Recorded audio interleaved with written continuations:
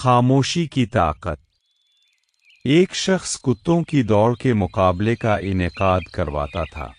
ایک دن اس نے مقابلے میں ایک چیتے کو بھی شامل کر دیا، لیکن حیرت کی بات یہ تھی کہ جب مقابلہ شروع ہوا تو چیتا اپنی جگہ سے نہیں ہلا، جبکہ کتے پوری قوت کے ساتھ دوڑ رہے تھے اور جیتنے کی بھرپور کوشش کر رہے تھے۔ چیتا خاموشی سے سب کچھ دیکھ رہا تھا۔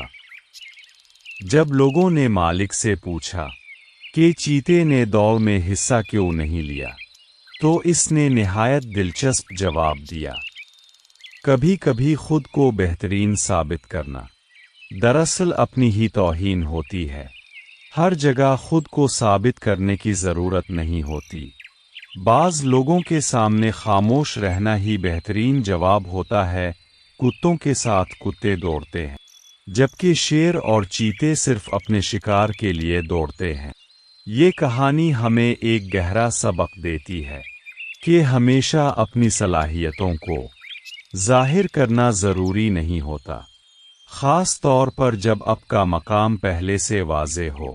خاموشی بعض اوقات سب سے بڑی طاقت بن جاتی ہے۔